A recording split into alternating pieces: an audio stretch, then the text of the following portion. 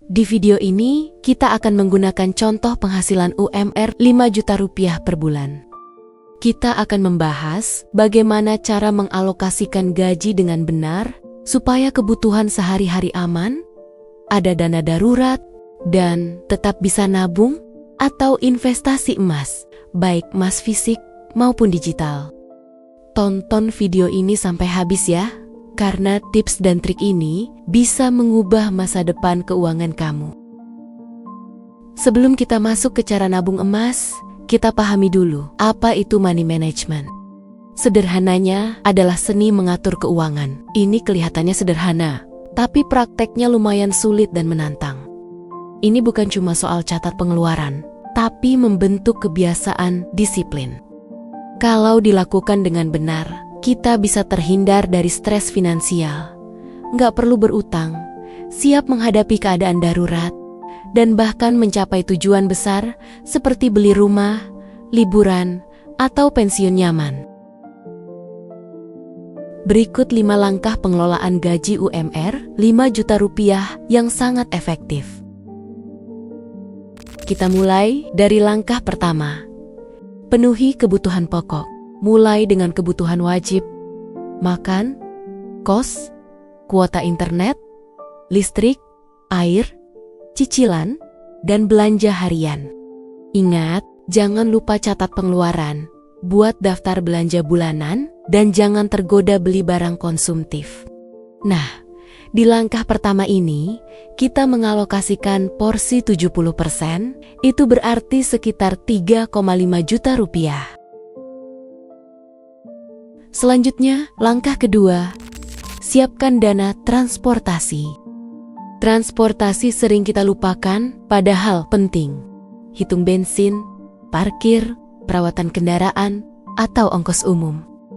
Ingat, usahakan servis rutin biar nggak keluar biaya besar, atau pakai transportasi umum kalau bisa. Nah, di langkah kedua ini, kita mengalokasikan porsi sekitar 6% atau 300 ribu rupiah. Selanjutnya, langkah ketiga, siapkan tabungan kesehatan. Kesehatan itu mahal kalau nggak disiapin. Pastikan kamu punya BPJS atau asuransi. Pilihlah asuransi yang sesuai dengan kebutuhan dan kemampuan finansial kamu. Nah, di langkah ketiga ini, kita mengalokasikan porsi sekitar 4% atau 200 ribu rupiah. Selanjutnya langkah keempat yakni siapkan dana darurat. Dana darurat itu seperti payung ketika badai datang. Idealnya minimal untuk 3-6 bulan biaya hidup. Usahakan untuk simpan di rekening terpisah supaya nggak terpakai buat belanja. Nah, di langkah keempat ini, kita mulai dari kecil dulu. Kita mengalokasikan porsi 10% atau 500 ribu rupiah per bulan. Jikalau ada dana tambahan atau dana lebih, prioritaskan ke dana darurat ini ya teman-teman. Selanjutnya langkah kelima yakni siapkan tabungan atau investasi emas. Setelah 4 langkah atau 4 pos tadi aman, waktunya investasi masa depan. Nah, di langkah kelima ini, kita mengalokasikan 10% atau 500 ribu rupiah untuk beli emas, baik fisik maupun digital.